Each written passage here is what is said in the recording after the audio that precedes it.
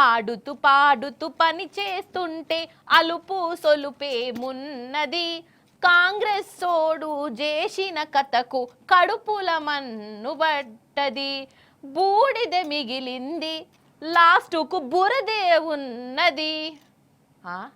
ఏమైంది మల్లీశ్వరి, అంత మంచి పాటను గంత ఘోరంగా కూని వేసి పడేస్తాను నడిమిట్లా ఈ చెయ్యి పాటోళ్ళు ఎందుకు వచ్చే అని అనుకుంటున్నారా ఎట్లా? ఆగుండ్రి ఈ పాట పాడేది నేను కాదు, నాగర్ కర్నూలు జిల్లోళ్ళు. అంతలాగైతే మీరు కూడా అరుచుకోర్రి. అక్కలు ఇక కానియుర్రి మీ పొలం పనులు.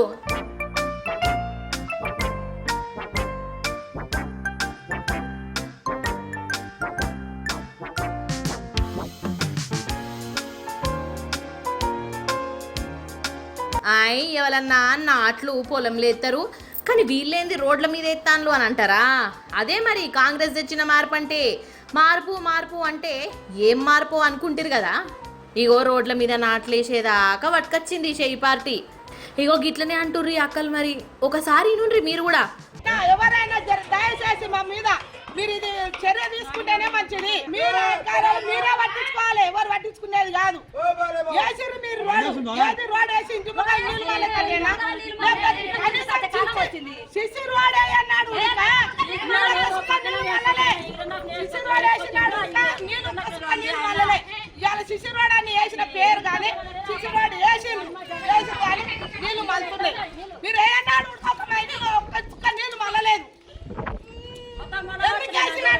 అర్థమైందా సినిమా? ఈ చెయ్యి పార్టీ వచ్చిన కాంచెల్లి ఒక్క ఇటుకేలట్టు జరిపింది లేదు. ఏడిదాన్నే ఉండే. గట్లుంటే ఎట్లుంటది? ఆగం చందన కాదా? ఉన్న ఇండ్లను ఊలగొడతాన్రని కమస్కమ ఊరికి రోడ్డన్నే వేయాలి. అందుకే ఈ గోదల ఊరోళ్ళు రోడ్డు మీదనే నాట్లేసి రేవంత్ సార్కు మతలబ్ పంపుతాండ్రు. మాకు రోడ్డేయూరి సార్లు, చిన్న వానకే బురదంత అవుతున్నది, రోడ్డు మీద ఇత్తనాలు వేస్తా అంటే మొలకలు వస్తున్నాయి, పోయేటందుకు తవ్వలేదు, వచ్చేటందుకు దారి లేదు అనుకుంటా ఇగో ఇట్లా నిరసన చేసిర్రోల్లా.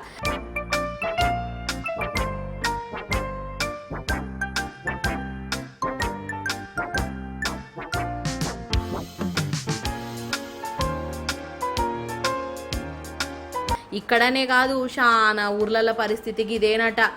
అసలే ఆనకాలము, ఇంకా ఏమన్నా ఉన్నదా కథ? అసలైతే ఇదివరకే రోడ్డు వేసిరట.